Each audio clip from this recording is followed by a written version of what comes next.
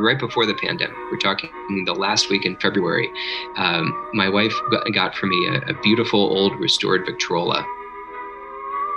And it was a birthday present. Took a couple months to get there, but it was made in 1915, and it plays old 78. So they're not just the albums, the vinyl that we typically would associate, but like glass shellac albums that go around 78 times a minute.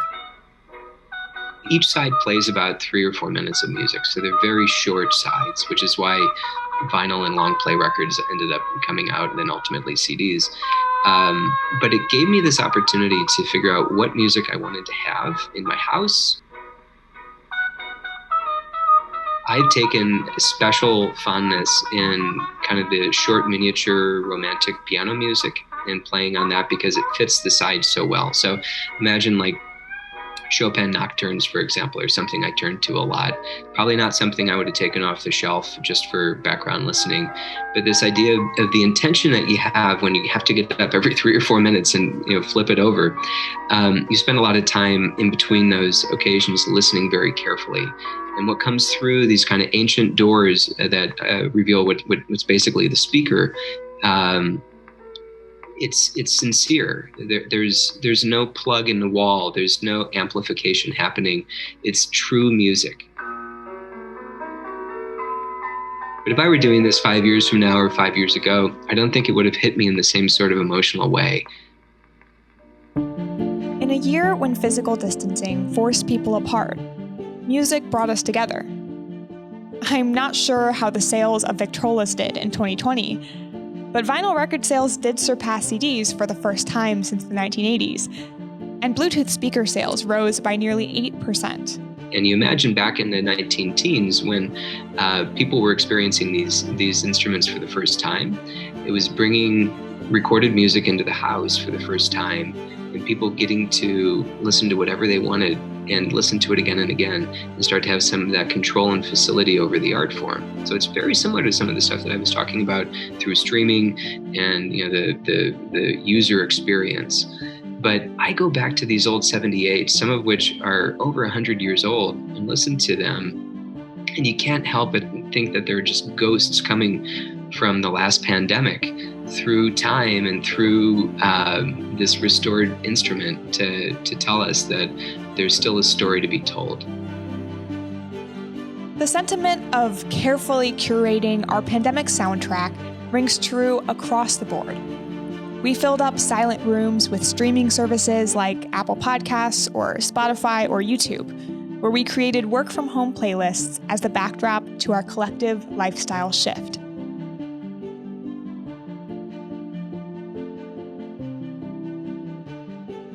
As live concerts were canceled and music halls emptied, music organizations had to think creatively and fast on how they would not only stay alive, but perhaps even thrive.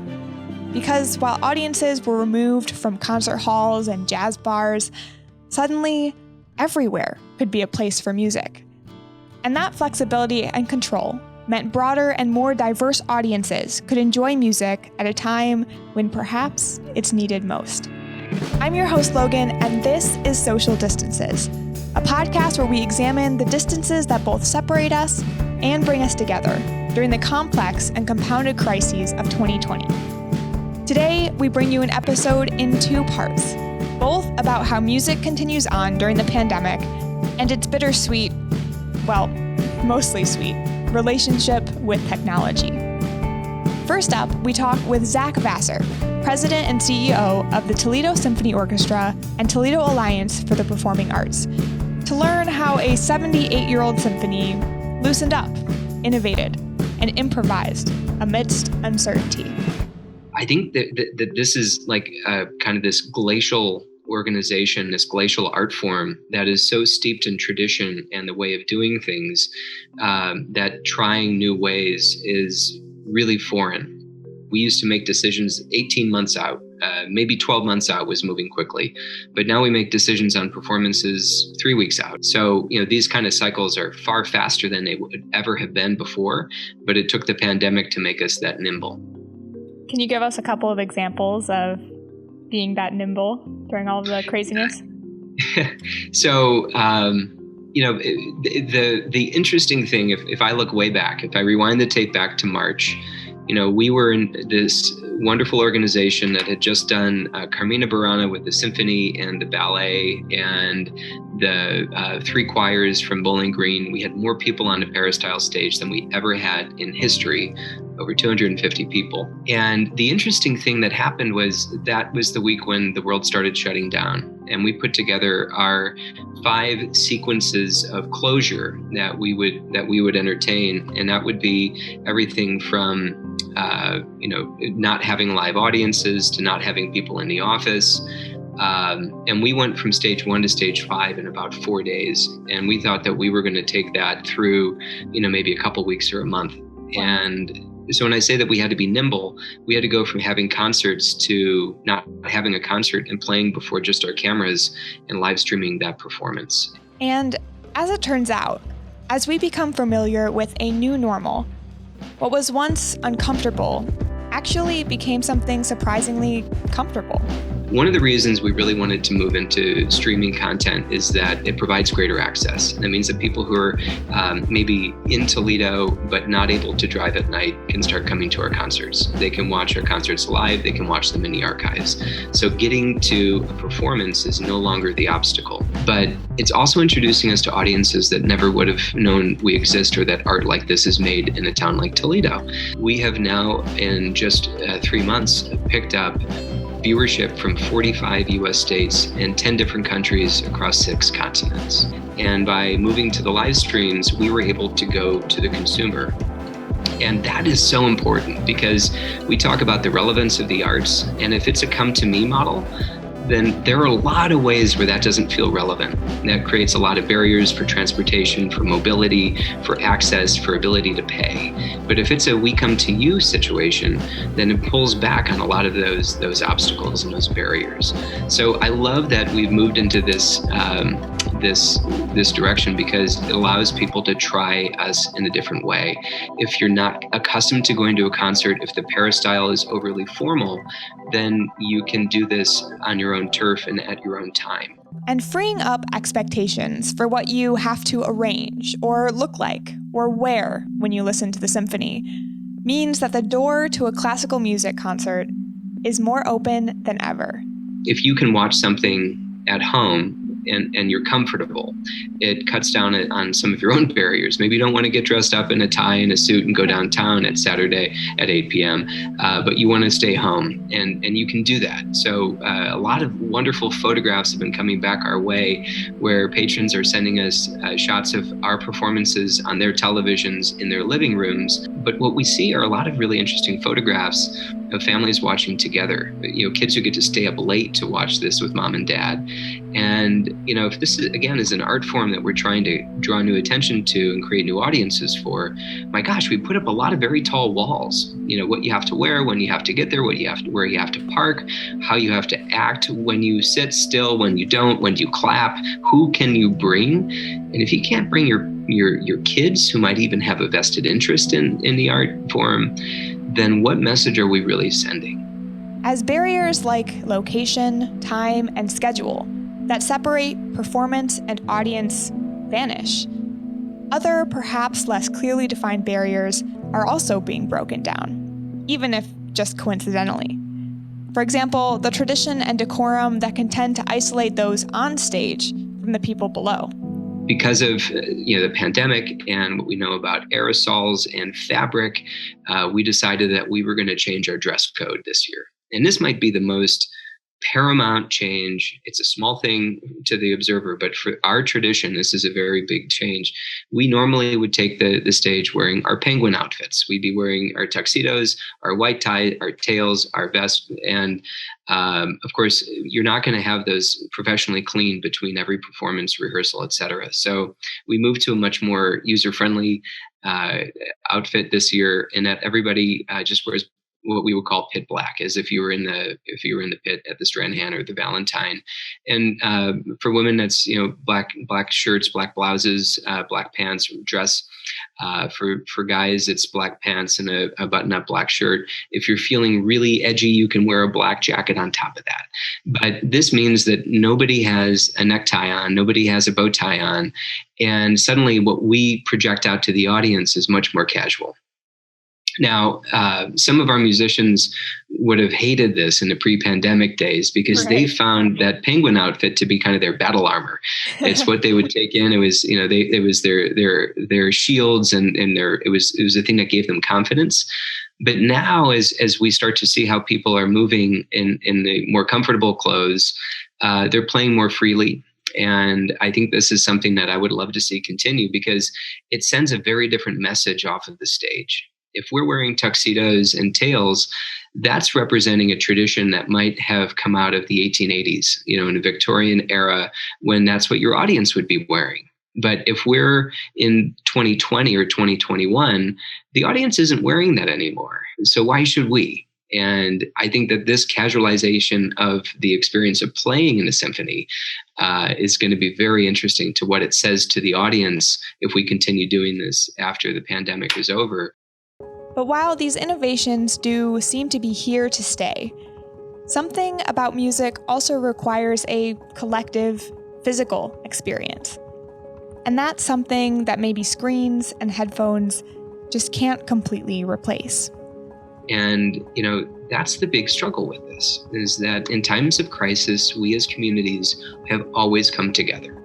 We hug together, we eat together, we pray together. And those are the sorts of things that we haven't been able to do for a year now. So once that light turns on, I imagine that it's going to be human nature to want to go back to that.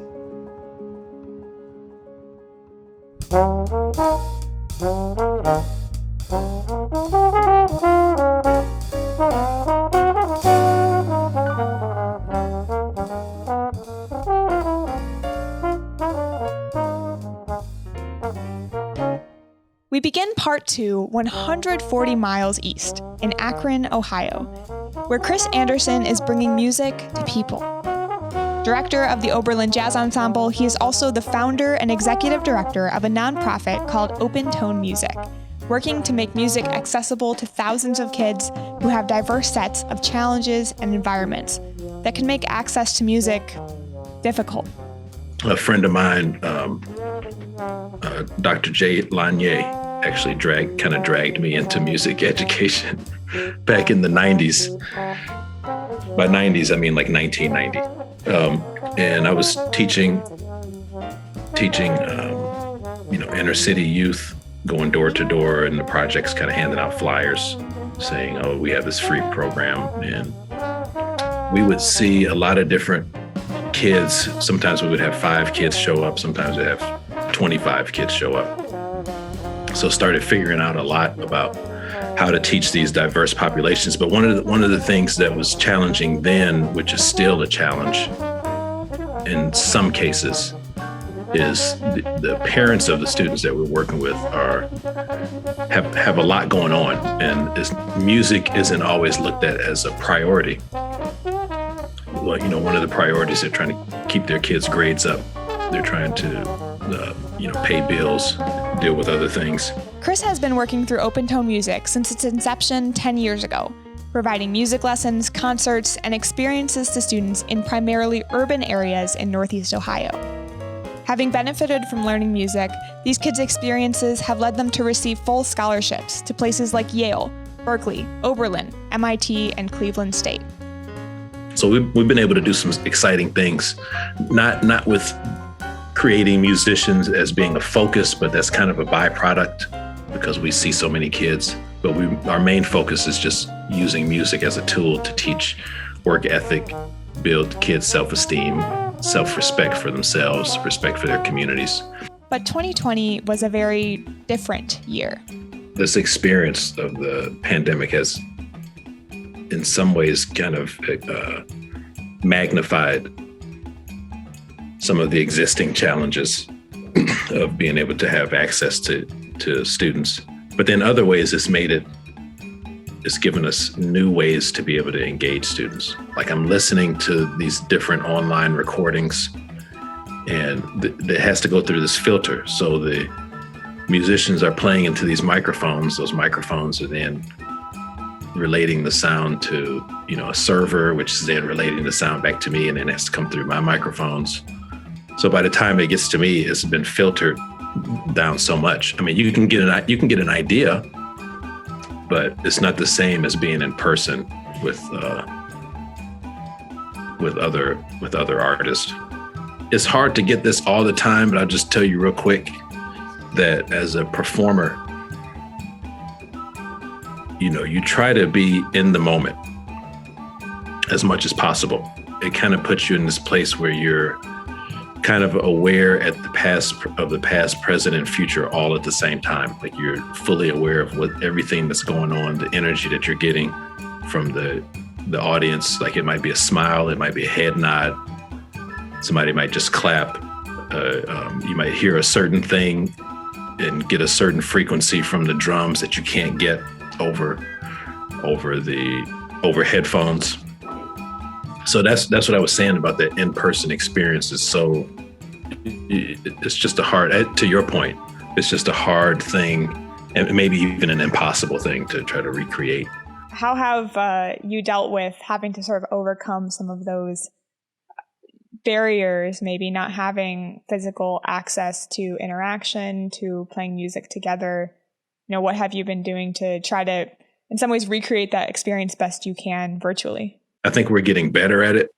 We've started to create more content, for example, for the students so that they can have pieces of the material or different interactions that they can do throughout the week, and including sharing videos back and forth between teachers and students. Even when we open, as things continue to open back up, figuratively speaking, we'll keep that digital component, both as a supplement to the kids that we're seeing in person. And then again, as I mentioned earlier, it gives us the opportunity to reach outside of our normal service area and impact even more kids. Right. And that last point you mentioned, I'm really fascinated that in some ways what was originally a regional endeavor has now expanded internationally. We have a culturally diverse group of students that we work with. And as we kind of share these different cultures, these kids are finding more of their own identity and how more of a historical reference as to where they came from, giving them more, heightening their self-esteem. So one of the ways that we're doing that is we're working with a group called Cultural Resources that, in partnership with them, Open Tone Music Boys and Girls Club, developed this program called the Amidst Caribbean Arts Camp. We're going to be virtual again this year. And what it focuses on is the more recent African diaspora coming from West Africa into the Caribbean, into the States, and into the Americas, rather. So these kids are learning about music of Jamaica, Haiti, Cuba, Puerto Rico. We have artists from these locations that are working with local students, teaching them about the importance of these cultures as it relates to us today. And they're also learning about different ethnic groups and musical sounds and patterns, and getting a snapshot of some of the contributions that have, how all of this relates to what has come out of West Africa over the past 500 years or 600 years or so. I had mentioned Trinidad earlier, and they have actually now engaged in other programs that are happening in Cleveland by way of being part of Open Tone. So it's a pretty hip thing. So I think this is the beginning of something that could be pretty beautiful. By being apart, we've also come together in new or maybe old ways. Because not all music is created for a concert hall. It's always been a way of connecting across our everyday lives. What's kind of cool about that, being a musician myself, I'm a trombonist. I got my degrees in classical music, performed that for several years, but most of what I do now is jazz music. And jazz music is, because that's what we're calling it now, that music is informed by all types of music, which it doesn't see itself as a separate thing. Like every music, every culture has something to offer. The idea of music just as this sit down and listen experience is as it relates to human history, is kind of new. It's kind of a new idea. When you look at some of the ancient cultures, and you don't even have to go back like too far, but you look at some of these cultures, especially as I was just talking about West Africa, for example, music is just a part of these earlier cultures. Music is just a part of what we do. It's just a part of what that culture experiences. It's not the separate thing that's separate from your human experience. Amidst a global pandemic, we've somehow come full circle to solidify and strengthen our sense of connection to music and to one another. I mean, music has taken me all over the country. It's afforded me the opportunity to be able to travel to different countries overseas. So it's been a beautiful thing to me when I give that experience to somebody else. I'm your host, Logan, and this is Social Distances, where each week we look at a different cross-section of society that has been impacted by the crisis and unpack topics ranging from the environment, earth and death, shelter, media, race relations, and more, through insights from historians, anthropologists, policymakers, and other researchers. Subscribe on Apple Podcasts or wherever you get your podcasts. And check out the video edition on social media under @Midstory or at www.midstory.org. This program is made possible in part by Ohio Humanities, a state affiliate of the National Endowment for the Humanities.